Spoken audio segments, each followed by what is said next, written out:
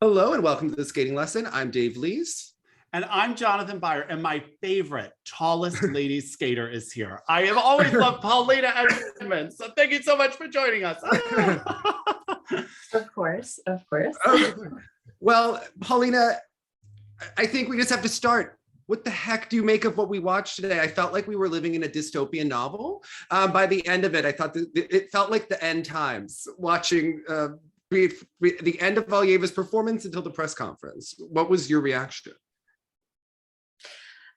There's just so many emotions to go through because there was just a lot of injustice in the scoring, in my opinion, as well as trauma and heartbreak. There were a lot of tears, and it's horrifying that girls are put in this situation that are minors, and it's really hard. And that's not an excuse. If you're at the games and you're competing for a medal, everyone's on the same playing field. But it seems like there was not good support teams at this event, clearly.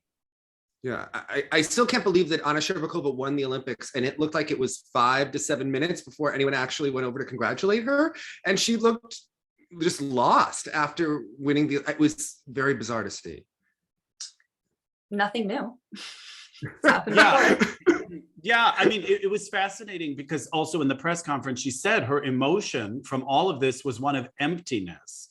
And I was wondering, like, Polina, when you were competing, did you ever feel you had a success that you were then required to almost downplay because of a situation? Like, that must be such an awkward feeling. Like, I felt like there were people that wanted to be joyous and almost knew because of the energy in the room that they weren't allowed to be, or something like that.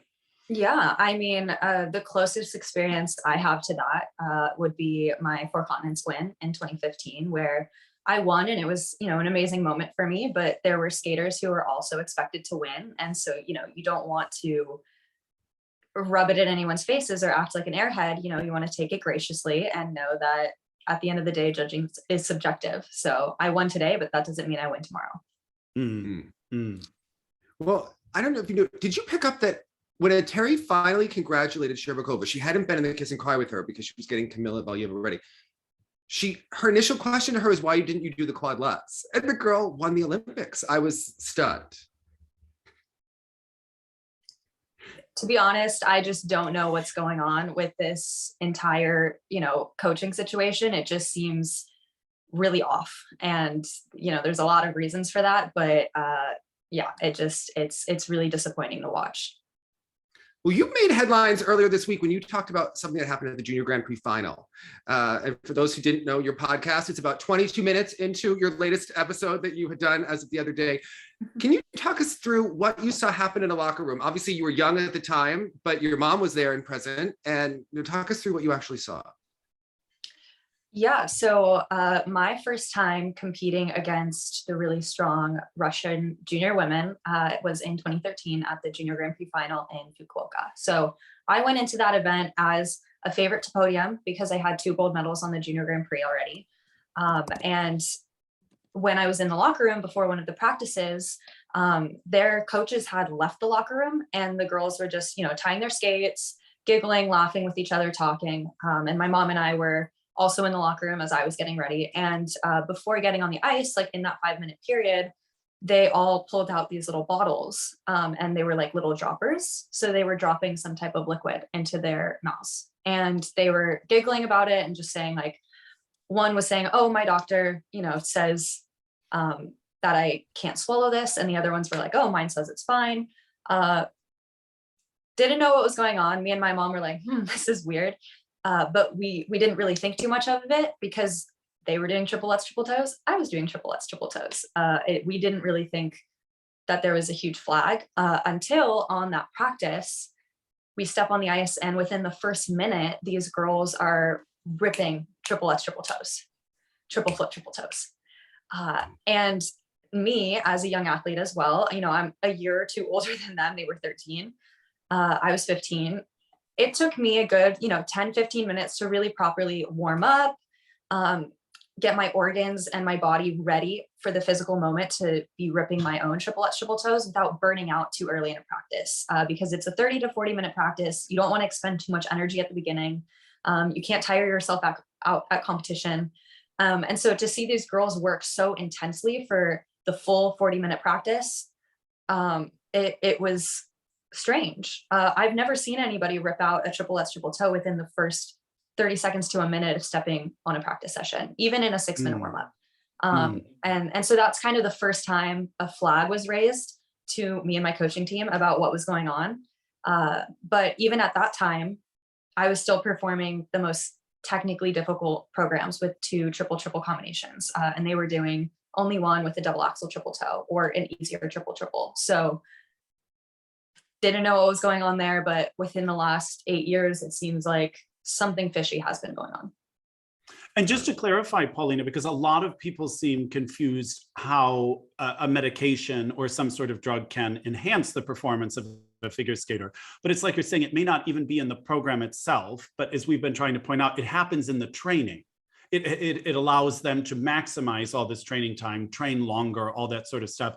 If you imagine yourself as an athlete having taken something like this, what would that have done for you, positive and negative, do you think?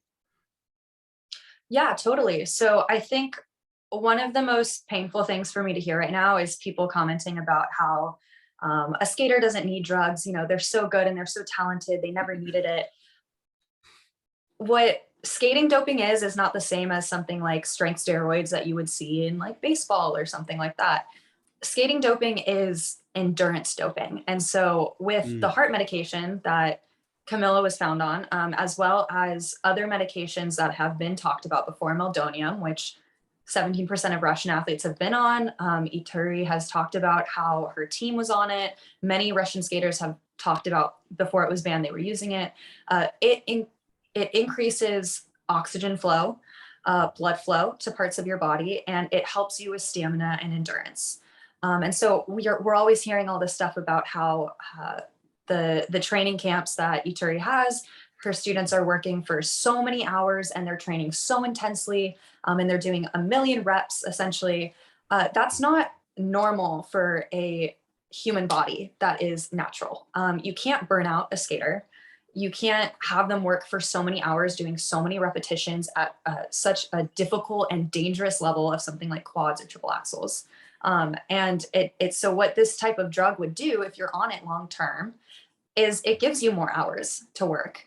You don't get as tired, so you can skate more. You can do more repetitions. There's a serious difference between a skater doing 10 repetitions safely or doing 100 repetitions. And if you have that discrepancy every single day, how much quicker are you going to get results if you're doping on endurance training than a skater that's natural? And so to me, it just seems like, wow, of course we're seeing suddenly a huge spring in something like triple axels and quadruple jumps. So easily done when we've never seen it before. Even triple axels that have been around since the 80s, I can count on my hand how many women have done it successfully, cleanly, landed well in competition. It's very suspicious to me that all of a sudden there's so many at both the junior level and the senior level, even 10-year-olds doing quads. Something's going on there. Mm-hmm. I agree. And there's a certain look that the skaters have, and it could be from the combination of overtraining, whatever supplements could be being taken, a lack of food, a lack of water. I think it's interesting when, I don't know if you brought up that girls being so dehydrated they couldn't go to the bathroom for 7 to 8 hours during drug testing. And people have brought up that amount of time could also allow drugs to leave the system, depending on what drug it is.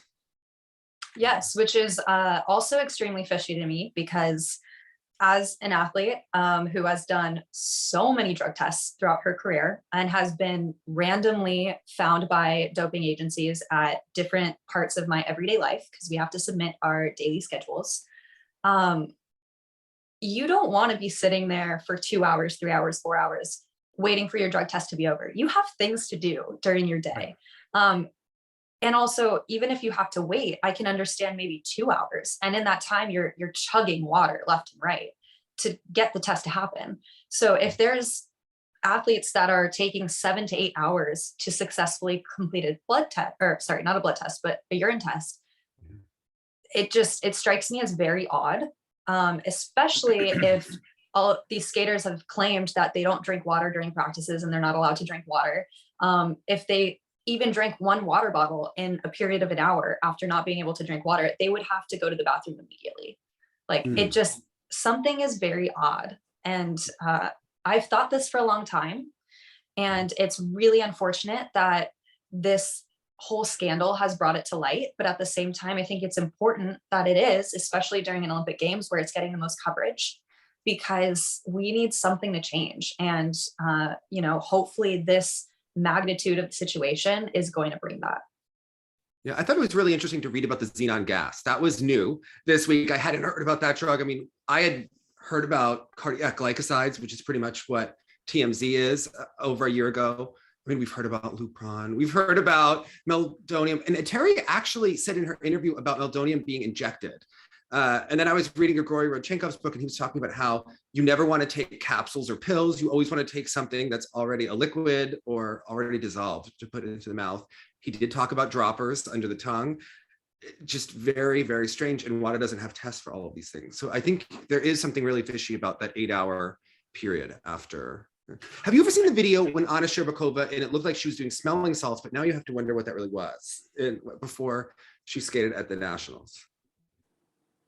You know, I have no idea. I don't know what they were taking, but I think the most interesting thing to note, especially after these games, is that there were 3 substances found in Kamila, and only one of them was banned, but 3 of them were heart medications. So even if 2 are legal, that's a head scratcher. And I think it's fair to question the legitimacy of Eteri's other students in the same camp, because, you know, if one is on them, why wouldn't others if it's legal, you know? And it just, again, I don't think that this needs to be an attack on Russia as a whole. And I think it's a shame that, you know, Eteri is representing Russia and it's bringing the name so low, because there have been so many clean athletes and great coaches who have really been held back in the politics of Russia itself as well, because Eteri holds the monopoly on the skaters. And it seems like it was a clear thing that it was her skaters that were going to go to the Olympics this year. It was her skaters that won the Olympics 4 years ago. And nobody else has been able to break through. And it's representative of her coaching, her team. It's not representative of the entire country. Yeah, I have to wonder if she really flew too close to the sun this season. And originally I thought with the ego getting very large, she took on pair skaters. She got her daughter to the Olympics in ice dance. And you think, okay, this is someone that believes that they're unstoppable.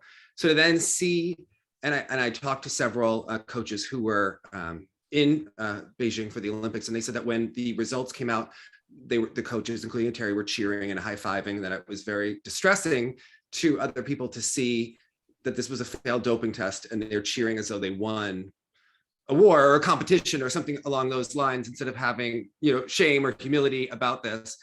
And you bring up a great point with, you know, the excuse that a grandfather somehow burped in a glass, which then got into her, which is just a heart medication that happens to assist endurance, and she had 2 other similar drugs that aren't banned. I mean, I think the average intelligent person would know that that's not true, and I'm very surprised CIS bought it as much as they did. But it puts a lot of things in question. I also wonder, you think about young athletes. This basically, the CIS said that if you're under 15, you can dope. Which, if you read the time that Yelim Kim was late for a doping test, she got a really harsh, you know, reprimand and, you know, talking down to by the ISU. You have to wonder about what happens at Junior Worlds when all of those girls are doing triple axels and quads. Can they now be on whatever they want, essentially? It's a shame. You know, it's ridiculous that this wasn't handled correctly and respectfully to all athletes. And I think it's quite scary to watch the young girls that are going to go to Junior Worlds, that are going to continue competing on the Junior Grand Prix as well as Senior Grand Prix, go after these jumps that they cause serious injury. How many of her students have been injured and retired in their teenage years? That's ridiculous. Nobody should have that serious of an injury as a teenager. I retired myself with an injury as a teenager, but it wasn't nearly as severe as somebody like Darьya Usacheva, whose hip literally is wrecked and was carried like crying off the ice. at the Grand Prix this season. You know, there's no reason that Elena Kosternaya, one of Eteri's also star athletes, who tried to leave and had to come back because Eteri has the monopoly in Russia, has a broken arm from triple axel, apparently. There's a lot of question marks being raised. Same thing, Sasha Trusova tried to leave Eteri, skated away for a season, and she came back because she knew that the way that she was going to get to the Olympics was on Eteri's team. It's just, there's a lot going on and there's a lot to unpack, but it starts from the very beginning when Eteri first popped out on the scene with Yulia Lipnitskaya.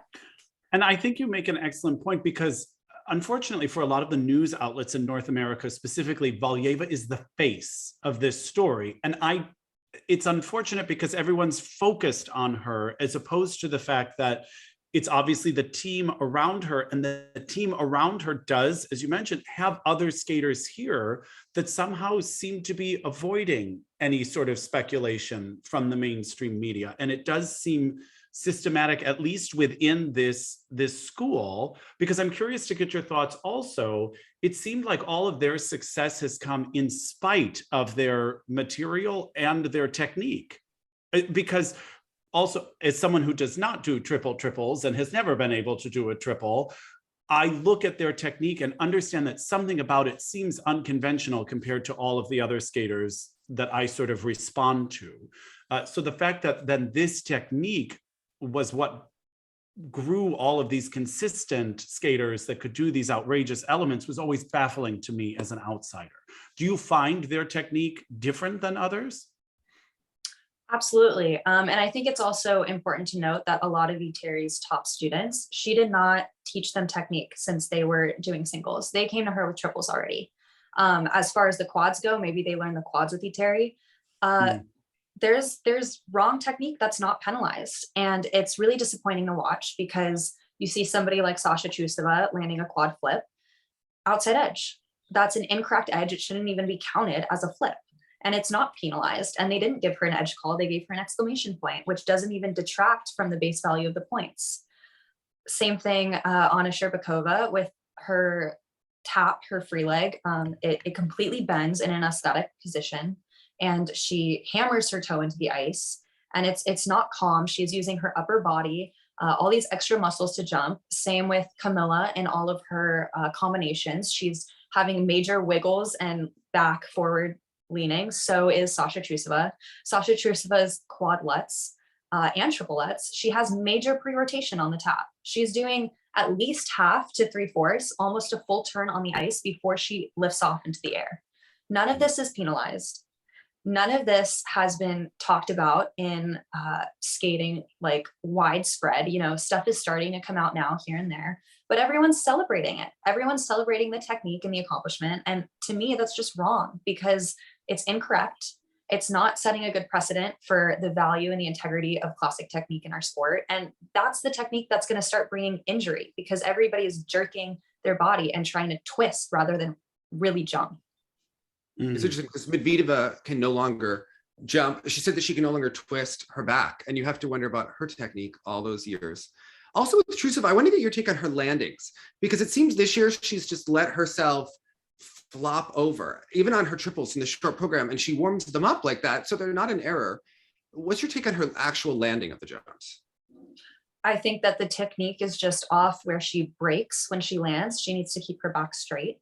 And again, that's extra upper body handling of the jump rather than relying on her legs and the power from her legs. So posture is extremely important, and it should be to the GOE of the jump, but they're not judging it that way for the Russian women. And that's really disappointing to see, because there's so many skaters that we just saw at this Olympics with much better technique that were scoring lower on their combos, as well as just lower overall in placement.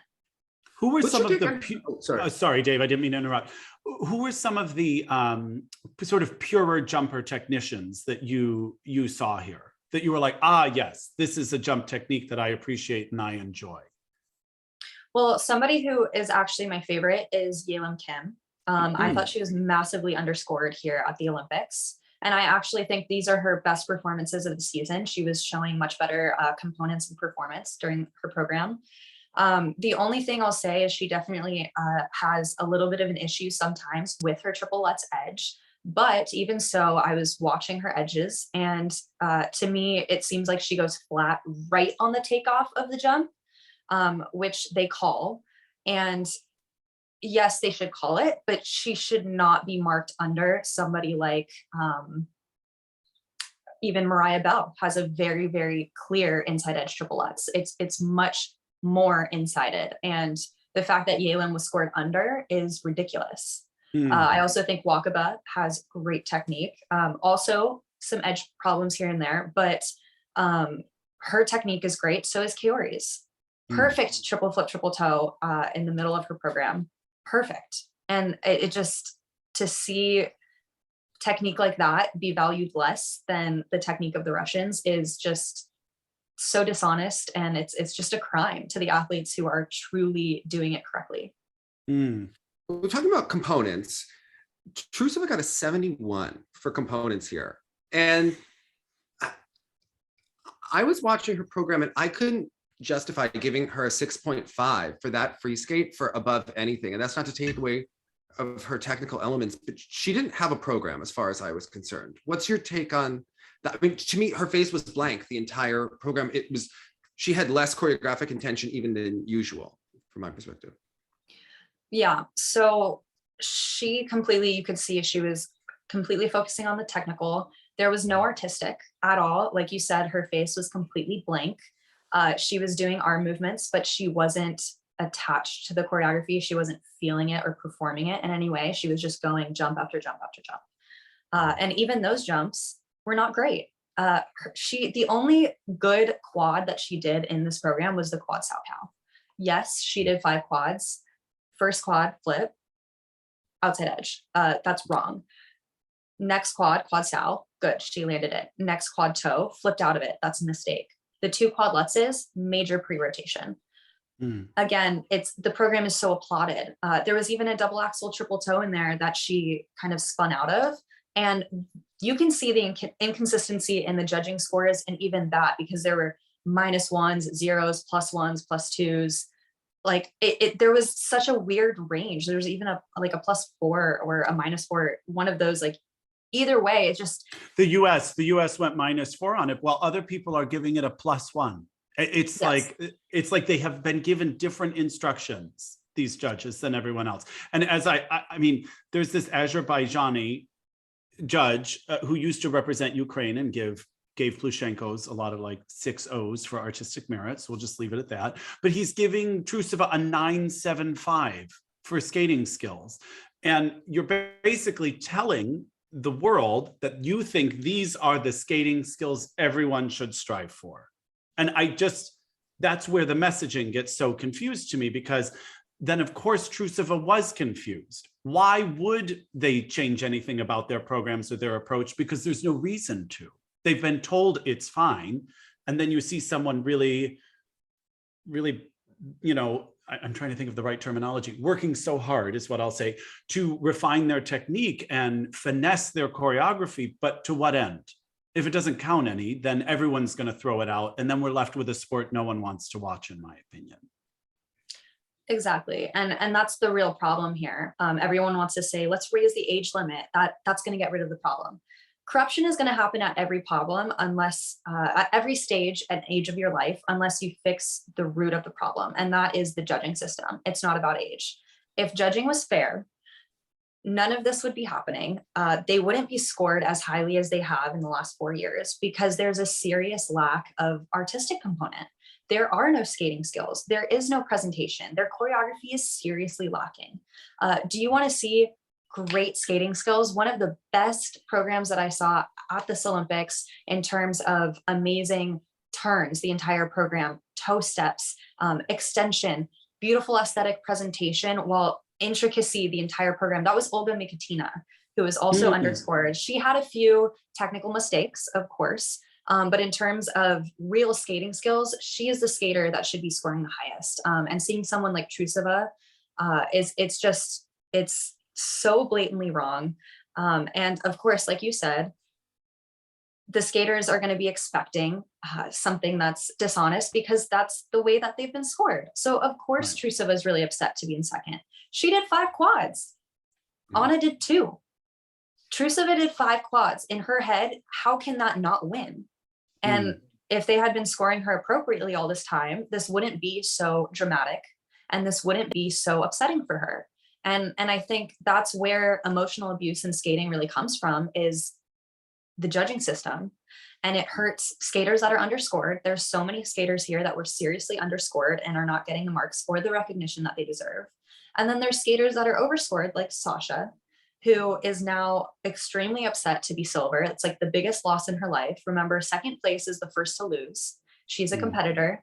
I know everybody knows the Miracle on Ice story of the Lake Placid, USA versus Russia team. Everybody's seen the movie. I've seen the documentary of the Russian hockey team, and they describe how horrible it is to come home with the silver medal to their home country. Russia doesn't want silver. Russia wants gold. This is a 17-year-old girl. She has raw emotion. She's been told one thing her entire career, and all of a sudden, a flip of the switch, it's not there anymore. I'd be crying too. It's emotional abuse. Well, I've heard a lot of the stories about the emotional abuse in the training. And from one of my Sambo sources, I will just say that there's a distancing that goes on when they no longer think that skaters are talented. And they had pulled back from Shcherbakova this season. And I think you could even see that when she won, that there was no one around because they felt that Trusova had more of a chance with her quads and Valieva. And it's interesting that both of them failed, but it was very dark to watch what had happened, and their reactions. It seems like there's a lot of manipulation that goes on of all of the girls to get those results. As far as Trusova being told that you will win if you get 5 quads, at one point, when I believe she came back from her foot injury rather early because she was told that she had to. So there's a lot of interesting, I think, abuses going on. And I just can't believe, if you're a Valieva, who I understand that she's caught in the crossfires here, but to watch that performance was really upsetting. It was really upsetting as someone who doesn't even have any skin in this game. It was traumatizing to watch.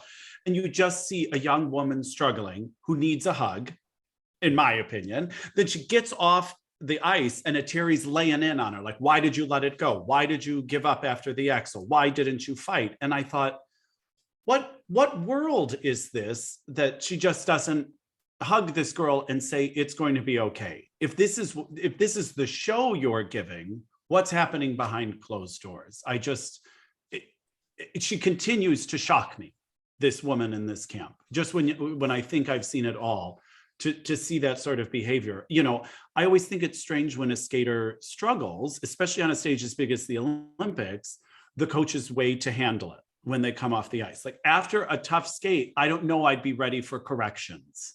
Maybe I just need to sit in it for a second and we can talk about it backstage or something. But like, if you were coming off the ice from either a great performance or a performance where you really struggled, how much do you want to really get into the nitty-gritty of your skate? Do you want to talk it out right away because it's fresh, or would you rather it just kind of go away? I don't know.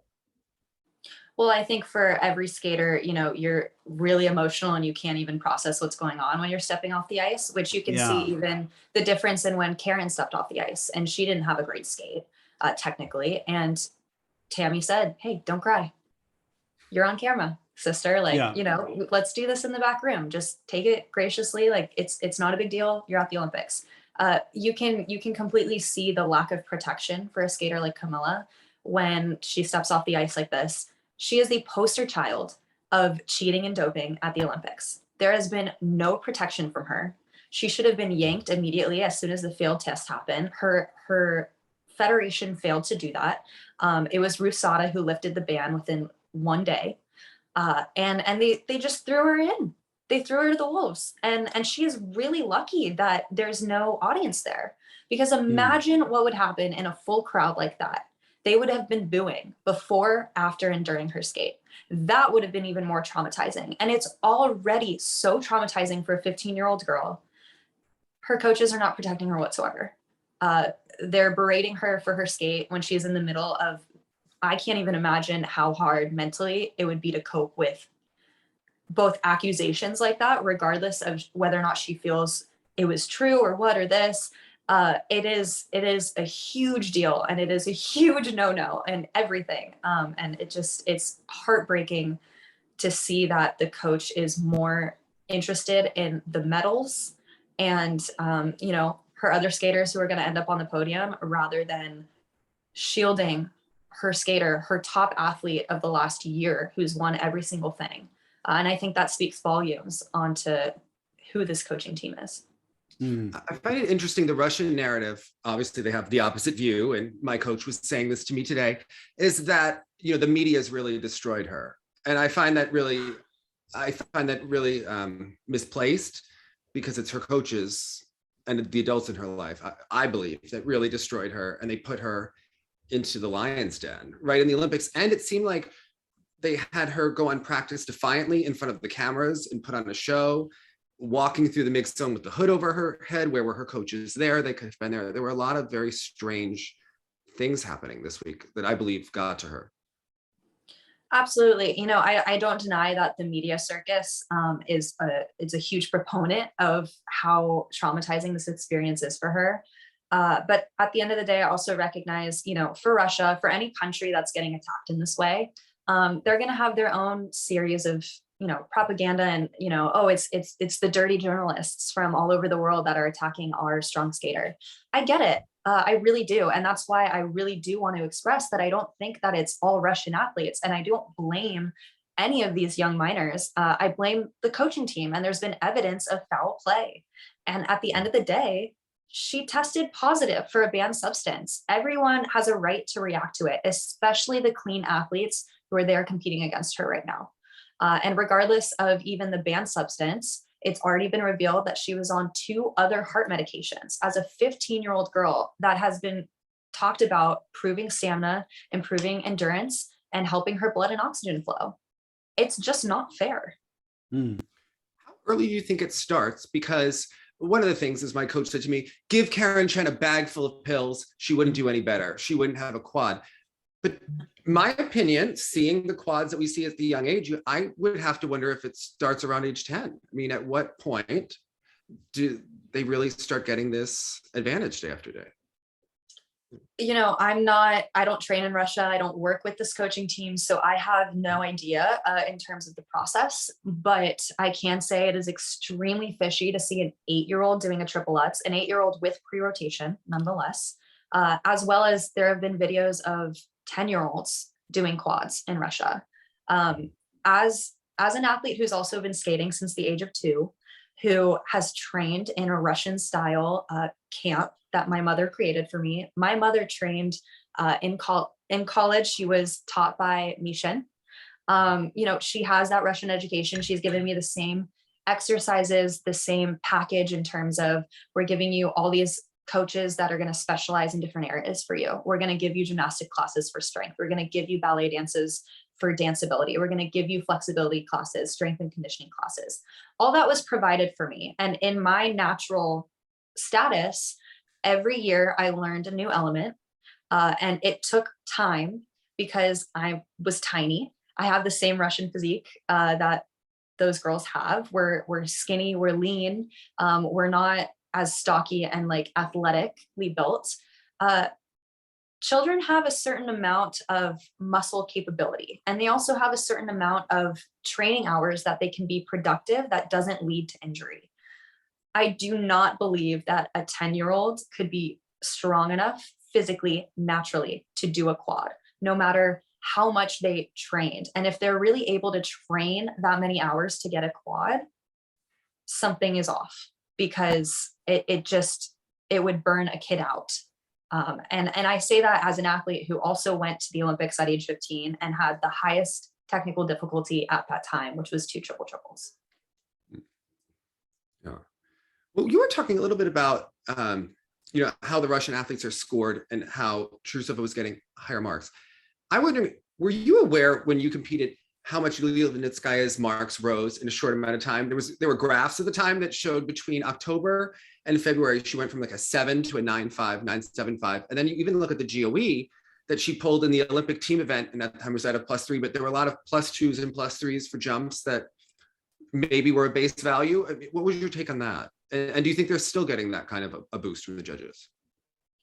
I think it's been very clear since that start in the 2013-2014 seasons that the judges have been supporting Eteri's students. And you can see that not even with just Yulia Lipinskaya competing against me, but Yulia had a flutz, she had a wrong edge. And she also had no step up on the axle. The technique was spinning her axle. And that was kind of the first time that we were seeing a jump done that way, scored so highly. And I'm saying that she was against a skater like Gracie Gold, who is such an excellent technician. And Yulia was scoring 10 to 15 points higher than Gracie with the same content. That's ridiculous. It is. And the same, no facial expressions. You know, she had the same face, and it just, same thing, Adelina Sotnikova winning in 2014 with wrong edge lutzes and a triple toe against a technician like Yuna Kim, who also performed a more difficult combination, a triple lutz, triple toe. There's just been so much evidence of judging catering to Eteri. Talk about Alina Zagitova, backloading her program. There's a serious lack of real program composition, the spreading out of elements. Was she penalized for that? No, she was rewarded. It's just, it's blatantly obvious in so many ways if you look at history and the way that the judging system has catered to Eteri's students. And now it's catering the same way. It's allowing her students with the quads with no choreography to be taking all of the medals. I remember hearing an interview with the one Polina Edmunds where, didn't you pass all of your dance tests?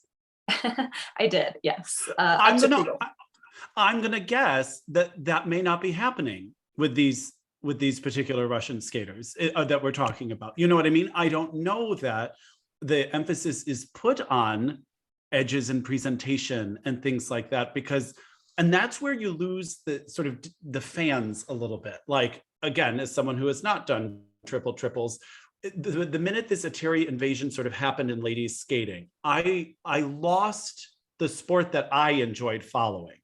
I didn't understand what this new sport was. If this had been a Russian sweep of the podium, I look at the three programs and I'm like, I have to sort of cognitively appreciate them as skaters, as opposed to someone like a Wakaba, a Kaori, that just pulls me in immediately. And when I sort of go back and block out some of the Sambo 70 female skaters from podiums, I start to recognize more the sport that I fell in love with. And I think that's why the idea of such a monopoly on the results is scary. Even though we have something like that happening in ice dance in Montreal, they have done such a good job at making sure everyone maintains individuality, that the quality is high, all of this sort of stuff. But at Sambo 70, I started getting this factory sort of thing coming out, and it was formulaic and it wasn't triggering any positive emotions from me, I guess. And that's where, if one positive thing can come from this, I hope it at least just busts up that monopoly a little bit, and sort of the sport I love becomes more recognizable to me in this discipline. I hope so too. And that's why it's so disappointing to see skaters like Kaori, to see skaters like Yu Young, Anastasia Gubanova, Yelim Kim. They competed so well, had such strong programs. The quality of their elements were much better technique wise and execution wise than the Russian girls that we saw, and they're still under them. And they had a full program. Talk about Kamila Valieva's skate. Obviously, you know, she was going through a huge mental battle and struggle during this Olympics. But the way that she performed her free skate was exactly what I would expect a female athlete to perform at the level and the difficulty of her elements. That looked like a natural long program to me. The program that she's been competing all season, where she's landing all these huge, outrageous, perfectly done jumps, it has me scratching my head, because what we saw in her free skate looked like the real deal finally. And that's really unfortunate, because that has not been her reputation. And it just sucks that her coaching team has just destroyed her name and her career in this move. Turning Yeah, to the I mean- American ladies. Oh, sorry. I'm just so chatty because I'm all revved No, up. I was going to Go say, ahead. I do believe she'll have some sort of a career in Russia, but I think around the world, it's going to be very different for her after this. Yeah. I mean, in Russia, they have 30-foot banners with her face on there, but that was before she performed in the, who knows how that will change. Yeah, what were you going to say, Jonathan? Well, I was curious, Paulina, to get your take on some of the American ladies from the viewpoint of maybe a coaching staff. So we saw Karen Chen obviously struggle with the triple loop in the team event. And now that we can watch all these practices, which is new to me, we saw her struggle with the triple loop also in practice. So I'm curious then why her coaching team may not have chosen to have made a change in that loop for the short program here. Conversely, I feel the same. Mariah Bell was having difficulty with her triple when she was running her short at the practice almost consistently. I never know when a coach is like, let's call this. Let's call this, Karen, just throw in a sow. It's less points, but we know we can count on it. Or Mariah, listen, the triple, I know you need it for optics to say you have a triple, but if you fall on it, are we ahead? Just go for the double. And then my third question about the American ladies is there was a lot of discussion about Karen being chosen for the team event. And of course, Alyssa was the highest American finisher here.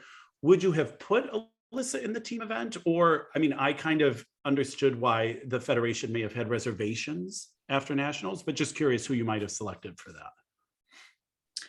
Yes. So from a coaching standpoint, I am very firm in the belief that your muscle memory is really important for competition, because even in practice, that's one thing. You don't have the same adrenaline and stress coursing through your body. So when you step onto the ice for competition, you do want your program to be what you've been routinely practicing, even with falls, because that's what you're relying on in the heat of the moment is the muscle memory. And so I'm never a fan when skaters change their content right away, because that actually brings a new set of nerves where you haven't been practicing this new jump. And it can throw you off. And so a lot of skaters who may dumb down their content end up making a mistake on that content anyway. And it's hard. And for Karen, you know, at that point, if she was making so many mistakes throughout her entire time, I would probably just have her sit down and watch a ton of videos of herself nailing it, of other skaters that she like follows in terms of technique the most, and watch them nail it and really visualize and, you know, let her body have that muscle memory back, and not let the stress win. But, you know, every athlete's different, and Karen has been making mistakes like these all season. So it's not surprising the way that she skated. And I will say that I think that the team event took a lot out of her in terms of adrenaline. So it's also not surprising that the individual events did not go as well. In terms of the team event selection, again, Karen was selected because she got 4th at Worlds last year. So she had the highest world standing. I honestly think that going into the competition, all 3 athletes were pretty much the same level. So I don't think that it would have made a huge difference if Alyssa was competing in the team event, especially because these have been Alyssa's kind of best performances all season. And what she's proven to have skated so far, it's the same. And even in the individual event, Alyssa had under rotations. She wasn't clean on her triples. And again, it's unfortunate to see other skaters from smaller countries land under her in placement, as well as Mariah Bell, when both of them technically made way worse mistakes. And, you know, I love the American team. I support them for the qualities that they bring, but I am more in it for honest results, no matter what country you come from. And there was a lot of wrongness in the scoring here. How about Alyssa's pre-rotation? Because she has strange technique too. And I think we're seeing more of a natural failing of that technique as she's grown and gotten older. What's your take on her technique? Yeah, so Alyssa, especially when she was younger, she was a lot smaller. She was a lot shorter. And her technique was always to spin her jumps rather than jump them. And that doesn't work once you start growing, and we can see, you know, her height has really increased. She looks like a completely different person now than she did 2-3 years ago. It doesn't work for her now, and that's why she's taking a long time to come back. And I commend her for the skates that she did, because I thought she skated very well. And she's on her way. Hopefully she can get her jumps clean again. You know, we'll never know in terms of whether or not she'll be able to in this new body. But she definitely is more of a spinner than a jumper. And that's why we're still seeing those under rotations for her. And that's why it's so important to learn correct technique when you're younger, because correct technique is the only thing that will help you when you're past puberty. Yeah. Well, what programs did you like? I really liked Wakaba's Free, I think, to the Lion King. It's one of the most complete programs in terms of choreography. I was wondering what your take on her was. I thought that she was underscored in the short program, especially compared to Trusova, perhaps Anna as well. I thought that she really could have been several notches higher going into the Free. I would have had Wakaba in first after the short program. I thought she skated fantastic.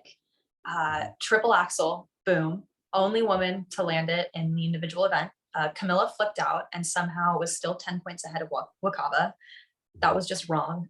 Trusova falling on a half turn cheated triple axel, ridiculous to be placed ahead. She should have been much lower than all the girls that skated clean, regardless of their content. And in terms of her skating quality, I personally prefer Wakaba because of how aesthetic she looks. She combines the strength, the power, and grace so fluidly, beautiful, so strong, versus preference-wise for Anna Shcherbakova. I've stated this all season, I'm not a fan of her lower body in the way that she doesn't turn out her legs, turn out her feet, point her toes. It just feels really off to me, so I cannot praise that type of skating. And that's down to the basic skating skills, you know, the crossovers that aren't even gliding smoothly across the ice, but are super choppy. So I definitely would have had Wakaba higher, and especially in her free skate. Yes, she did have one fall, but the rest of the program was fantastic. And even if there was an under here and there at a quarter, it seems like everybody was competing that way. And everybody was having those mistakes. So for her to be knocked down is just ridiculous. How about her combination getting an under in the short, but Kamila's didn't get any call? I thought that was very strange and aberrant in the judging. Yeah, again, so you can tell that clearly there was some setup of the results before even going into this competition, because regardless of how they skated, they still ended up in the top four, all of them. And that just is so disheartening for an athlete to watch, for an athlete to compete against, knowing that even clean, even with these beautiful skates that they skated, they're under skaters with mistakes. And I have to think, how does that look for younger skaters that are watching the Olympics on TV? It's horrible. Do you foresee like the Russian team going to Worlds at this point? Like, I know Kaori confirmed in her press conference that she will be going to Worlds. I would assume Wakaba would as well, in addition to the Korean skaters. I'm unsure what to expect from these Russian women, because as we saw with Zagitova, you know, they stand to lose some reputation. And I just think what we watched unfold in between the conclusion of the event and the flower ceremony is everyone's very much in an unusual place at the moment. And I'm just curious what happens at a Worlds. I honestly have no idea what they're going to do, but if I were in their shoes, I would go. But I think that they probably will go, just because even 4 years ago with Zagitova, we didn't really know whether or not her career would be over after that games. Right. We thought she would still be competing and at the top at least the next season, maybe the next two, maybe into the next quad. Versus now we kind of really do know that it's just every season is somebody new. And so this is their season to milk. You know, this is the Worlds that they have to go, and they should go, and they should earn the medals, and they should earn the money. And so I think that's probably going to be a motivational force for them, because they can't guarantee that they're going to get to go back next season. So I think that they're going to go. I question if Valieva should even be allowed to participate there. I know that the CIS allowed her to compete here at the Olympics. I wonder what that means legally for Worlds, because the ISU did appeal to, not allow her to compete here. It depends how, obviously, what happens legally. I think it may not be over by Worlds. It could be going on several months. So, but I would be interested to see if she's even eligible to compete at Worlds. And then I could see Anna not going after winning the Olympics. She might be done. Yeah, it's possible. I don't think that Kamila should be able to compete at Worlds during this entire thing. And that's for her own protection, but also just out of fairness for all of the athletes. And, you know, they need to suspend her during the investigation. There is no athlete that has been allowed to compete under investigation. We even have Jessica Callaling, who had a substance from the eyelash glue that she was using that was under several months of investigation and everything to kind of get to the bottom of what this banned substance was in her system. And she wasn't allowed to pass. It's ridiculous. Yeah. And do you foresee a retroactive stripping of the European title? Do you think they'll do that? If they do decide to find her guilty, yes, I think they would. That would be the only fair thing to do. And then it is, sorry, I just interrupting everyone. Then I'm wondering if at Europeans, then do you bump up Lena? Do you leave the title vacant? Same thing with the team event here. Dave and I were discussing in our team event recap, if you erase Valieva's scores and keep everything else the same, Russia still gets a bronze. If you erase Valieva's scores and move everyone up in the points, like now the people that were second are now getting first place points, then you've knocked Russia out of the competition and we have Canada with a bronze medal here. So one of the other things that I've been surprised by is why these federations aren't pushing for a result for the team event. Because also in North America, we've been very focused on can Valieva skate in the individual. It has not actually been framed like it might be in Russia if the roles were reversed, which is Russia took away the US gold medal because they cheated. I think if it was framed that way, we would see so much more hysteria here about getting to a result for the team event. Definitely. It's all up in the air, and it's a shame that the athletes don't get to have a medal ceremony and have the moment. It's just the fact that this is hurting more than just one athlete is the worst part of the entire situation. And it in an effort to make it fair for her, they've made it completely unfair and just a poor experience for way too many athletes. And that's the bottom of it. Mm. Yeah, it looked like it had been a major distraction, especially during the short program. Everyone just looked uncomfortable. It looked like a horrible situation that it's been such a cloud over the event in the Olympics, and not knowing if there's going to be a medal ceremony. I mean, you have to wonder about how the other athletes just mentally dealt with the week, because there's such distraction, so unusual in that way. And again, in a COVID Olympics, there's nowhere to escape. There's nowhere to escape that sort of pressure cooker energy, because you're all just trapped in your room or in your, practice rink or something. It's got to be so hard. I don't think Worlds would be much different. If she were able to compete there, I think that the circus would continue, especially as we learn more information about what kind of drugs that they've been taking. I think those will continue to leak over the next weeks, because it definitely seems that the US will potentially bring the Rodchenkov Act against Eteri. I think it's interesting is that it could essentially really derail her career, because she wouldn't be able to travel to any competitions or vacation in the US, or potentially any treaties for extradition treaties. So that could mean Canada, it could mean a number of countries. What do you see the future of Eteri going forward? Personally, I hope she's held accountable for everything that she's been doing in the last 8 years, and especially with the handling of this athlete. I think it is so horrible that her 15-year-old student is at the center of this entire hurricane.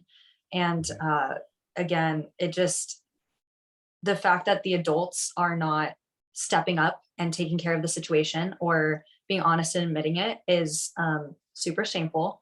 And if the entire world allows this to go on, if Russia allows their name to be tainted by this coaching team, it is just, it's, I don't even know what to think of it. It's just wrong on so many levels. So many people are opening their eyes to this. And I think if there's any good in the world, there's going to be repercussions. The question is, do you believe, is it the ISU? Is it the IOC? I'm curious what what of these organizations is really going to step up and attempt to make a change? Because, you know, everyone's been screaming reform the ISU for years, and there's a question as if the ISU will ever do anything but sort of shrug their shoulders at the corruption. Do you believe that change is possible from within the ISU regarding this? Or do you think it has to come from a banning of Eteri or a banning of the school, or like, what is the way out of this? It's very confusing to know.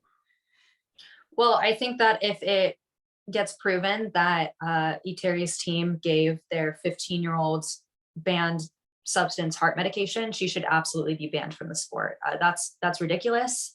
It is unfair, and it is dangerous to her athletes' health and her life. And that is just not okay in any sport, in any walk of life. That's not something to play around with.